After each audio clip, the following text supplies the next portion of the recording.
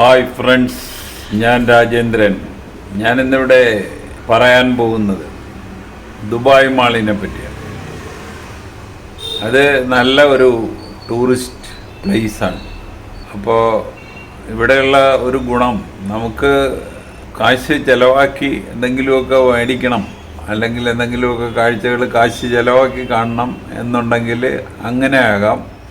അതല്ല, ഒന്നും മുടക്കാതെ നമുക്കിതെല്ലാം ഈ കാഴ്ചകളൊക്കെ കണ്ട് നടക്കണം, ഒരു 6 മണിക്കൂർ അതിൻ്റെ അകത്ത് സ്പെൻഡ് ചെയ്യാൻ പറ്റും. അപ്പോൾ ഇതാണ് ദുബായ് മാളിനുള്ള ഒരു ഗുണം. അപ്പോൾ നമ്മൾ ആദ്യം ഈ സ്ഥലത്ത് എത്തിക്കഴിഞ്ഞിട്ട്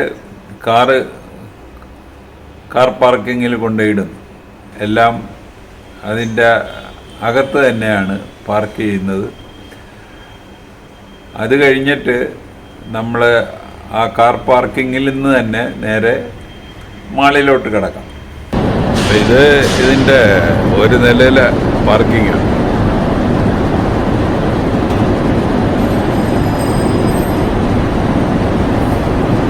എല്ലാ സേഫ്റ്റി ഡിവൈസും ഉണ്ട്. ഈ ഫയറിൻ്റെ സംഭവം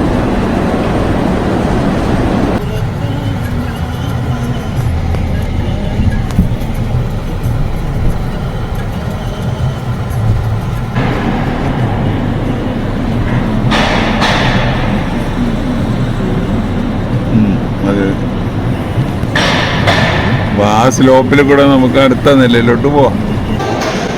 മാളിലോട്ട് കടന്നാൽ നമ്മൾ ആദ്യം കാണുന്നത് ഈ സ്ക്രീനുകളുടെ പരസ്യമാണ്. എന്ന് പറഞ്ഞാൽ സിനിമാ തിയേറ്ററുകളുടെ പരസ്യം. ആദ്യമായിട്ട് അനേകം സ്ക്രീനുകൾ ഇവിടെ. അപ്പോൾ അവിടെ പല രാജ്യത്തു നിന്നുള്ള റിലീസുകൾ, സിനിമ റിലീസുകൾ, ഇന്ത്യയിൽ നിന്നുള്ളതും കേരളത്തിൽ നിന്നുള്ളതും അടക്കം പല രാജ്യങ്ങളിൽ നിന്നുള്ള പുതിയ പടങ്ങളുടെ റിലീസുകൾ അവിടെ നടക്കും. അപ്പോൾ നമുക്ക് ഇതേത് വേണേലും ടിക്കറ്റ് എടുക്കുക, കാണാം.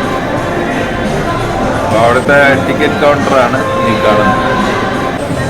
അപ്പോൾ ഇത് കാണണ്ടായെങ്കിൽ നമ്മൾ അടുത്ത സംഗതി, അവിടെ നമ്മൾ ഇപ്പോൾ ഈ കണ്ടുകൊണ്ടിരിക്കുന്നത് ഒരു പെർഫ്യൂം ഷോപ്പാണ്.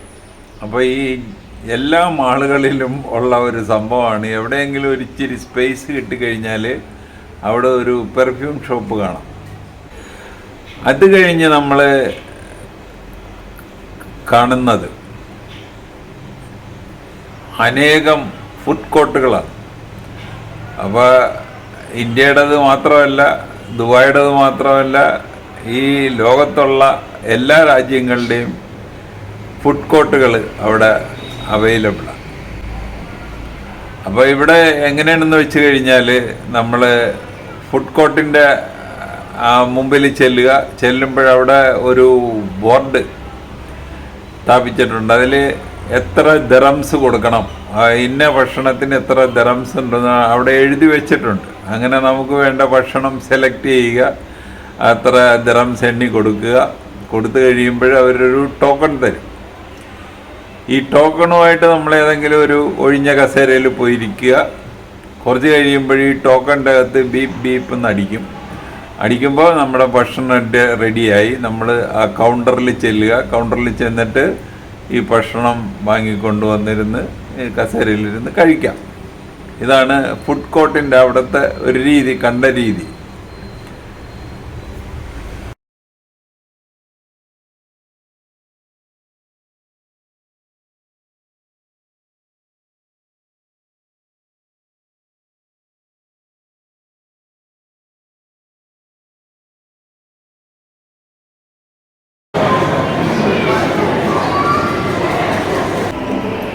നമുക്കിവിടെ കുറേ അധികം കടകൾ, അധികം സംഭവങ്ങളുള്ളതുകൊണ്ട് ഇങ്ങനൊരു ചാർട്ട് ഇവിടെ വെച്ചിട്ടുണ്ട്. അപ്പോൾ ഇതിൽ ഈ ഹോമിലടിച്ച് കഴിയുമ്പോൾ സെർച്ച് എന്ന് വരും. ആ സെർച്ചിൽ ഇപ്പോൾ നമ്മൾക്ക് വേണ്ടത് ഗ്യാപ്പ്.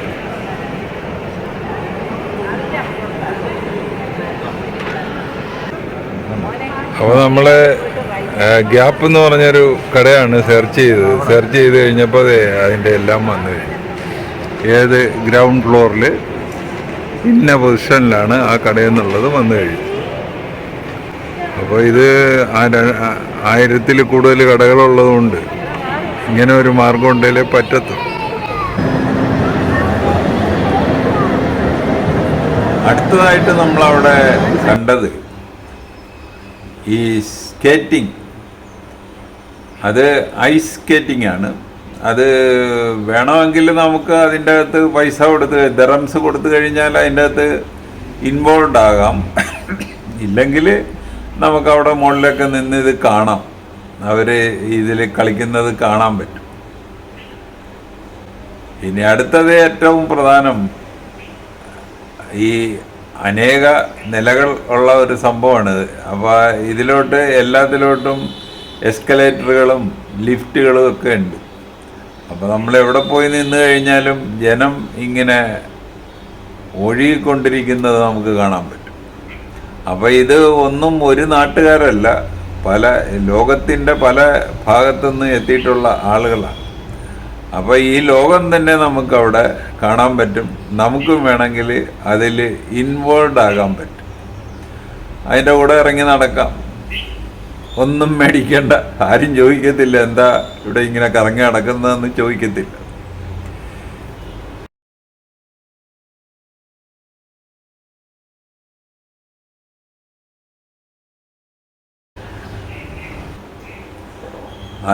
അടുത്തതായിട്ട് നമ്മൾ അവിടെ കണ്ടത് ഈ മ്യൂസിക് അനുസരിച്ച് ഡാൻസ് ചെയ്യുന്ന ഫൗണ്ടനുകൾ. അപ്പോൾ വേൾഡ്സ് മോസ്റ്റ് സ്പെക്ടാക്കുലർ ഫൗണ്ടൻ എന്നാണ് അവർ തന്നെ അവരുടെ ലിറ്ററേച്ചറിൽ അടിച്ചിരിക്കുന്നത്.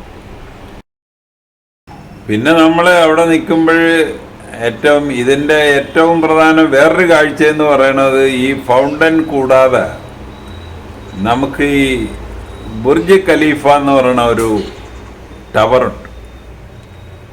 അത് ദുബായിൽ 128 നിലകളുള്ള ഒരു ടവറാണ്. അത് നമുക്ക് ഇവിടെ നിന്നാൽ ഇതിൻ്റെ തൊട്ടടുത്തായിട്ട് കാണാൻ പറ്റും. അപ്പോൾ ഈ ബുർജ് ഖലീഫയിൽ വേണമെങ്കിൽ നമുക്ക് കയറാം. അതിന് ഭയങ്കര റേറ്റായിരുന്നു. അത് കാരണം കയറണ്ട എന്ന് ഞങ്ങൾ തീരുമാനിച്ചു. അതിനെ അന്ന് അവർ എന്ന് പറഞ്ഞാൽ 2023 ഡിസംബറിൽ അവിടെ റേറ്റ് പറഞ്ഞത് ഇതാണ്, 250 ദിറംസ്. അപ്പോൾ 250 ദിറംസ് എന്ന് പറയുമ്പോൾ 250 ഇൻറ്റു 21. അപ്പോൾ ഈ ഫൗണ്ടൻ ഏകദേശം 150 മീറ്റർ വരെ പൊക്കത്തിൽ ഈ ഫൗണ്ടൻ ഇങ്ങനെ വെള്ളം സ്പ്രേ ചെയ്യും. അപ്പോൾ ഇതിലെ ഏറ്റവും പ്രധാനം, ആദ്യം മ്യൂസിക് വീഴുന്നു. മ്യൂസിക് വീഴുന്നതനുസരിച്ച് ഈ ഫൗണ്ടൻസുകൾ ഇങ്ങനെ ചലിച്ചുകൊണ്ടിരിക്കുന്നു. അപ്പോൾ അവിടെ ഇട്ടിരിക്കുന്ന മ്യൂസിക് വളരെ അട്രാക്റ്റീവാണ്. നമ്മളിവിടെ ഈ മ്യൂസിക് ഇടാത്തതിൻ്റെ കാര്യം എന്ന് പറഞ്ഞു കഴിഞ്ഞാൽ, ആ മ്യൂസിക് നമ്മുടെ അപ്ലോഡ് ചെയ്യുമ്പോഴിട്ട് കഴിഞ്ഞാൽ അതിന് സ്ട്രൈക്ക് വീഴും. അത് കാരണം ഞാൻ ആ മ്യൂസിക് ഇടുന്നില്ല, ആ കണ്ട ഫൗണ്ടൻ മാത്രമേ ഇടുന്നുള്ളൂ.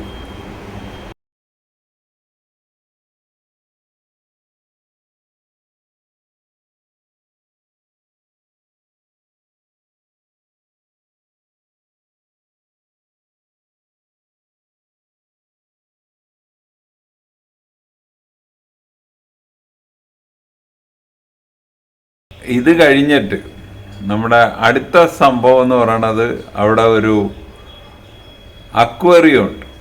അത് ലോകത്തെ തന്നെ ഏറ്റവും വലിയ അക്വേറിയം എന്ന് വേണേൽ കൂട്ടാം. One of the world's largest aquarium എന്നാണ് അവർ ആ ലിറ്ററേച്ചറിൽ എഴുതി വച്ചിരിക്കുന്നത്. അതിൽ 33,000 അക്വാട്ടിക് ആനിമൽസ് ഉണ്ട്, ഇൻക്ലൂഡിങ് ഈ സാൻഡ് ടൈഗർ ഷാർക്ക്. അതുവരെ ഉണ്ടെന്നാണ് നമുക്ക് ആ ലിറ്ററേച്ചറിൽ നിന്ന് മനസ്സിലാക്കാൻ പറ്റും. അത് കാണുകയും ചെയ്യാം, നമുക്ക് അതിൻ്റെ അടുത്ത് പോയി നിൽക്കുമ്പോൾ കാണാം. പിന്നെ നമുക്ക് ഡൈവിങ് ഫെസിലിറ്റി ഉണ്ട്. ഈ അക്വേറിയത്തിൻ്റെ അകത്ത്. പിന്നെ അവിടെ under water zoo and the ocean school education program. അപ്പോൾ അത് നമ്മൾക്ക് ഇതിൻ്റെ അടുത്ത് പോയിരുന്ന കാര്യങ്ങളൊക്കെ പഠിക്കാൻ പറ്റും. അവിടെ ഒരു ക്യാബിൻ വെച്ചിട്ടുണ്ട്. ആ ക്യാബിൻ വെള്ളത്തിലോട്ട് താത്താവുന്നതും അത് നമ്മളുടെ ഈ മീനുകളുടെയൊക്കെ അടുത്തൊക്കെ പോയിരുന്ന കാര്യങ്ങളൊക്കെ മനസ്സിലാക്കാൻ പറ്റുന്ന ഒരു ഫെസിലിറ്റിയാണ്. അപ്പോൾ അതും ഇതിൻ്റെ അകത്തുണ്ട്.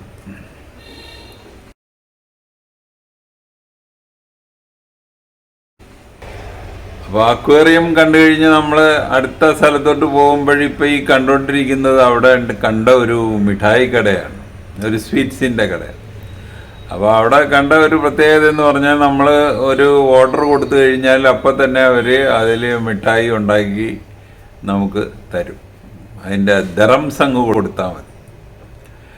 ഇനി ഏറ്റവും അവസാനമായിട്ട് കണ്ടത് ഫോസിൽ.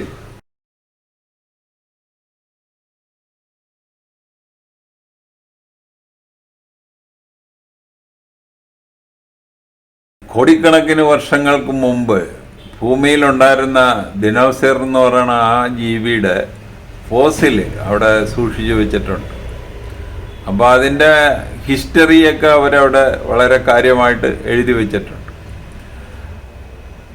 അപ്പോൾ ദുബായ് മാളിനെ പറ്റി ഇത്രയൊക്കെ പറയാനുള്ളൂ. അപ്പോൾ ഈ വീഡിയോ ഒന്നിട്ട് കാണുക. കണ്ടിട്ട് ഇഷ്ടപ്പെട്ടുവെങ്കിൽ ഞങ്ങളുടെ ചാനൽ സബ്സ്ക്രൈബ് ചെയ്യുക. വേറൊരു വീഡിയോ ആയിട്ട് നമുക്ക് വീണ്ടും കാണാം. Thank you.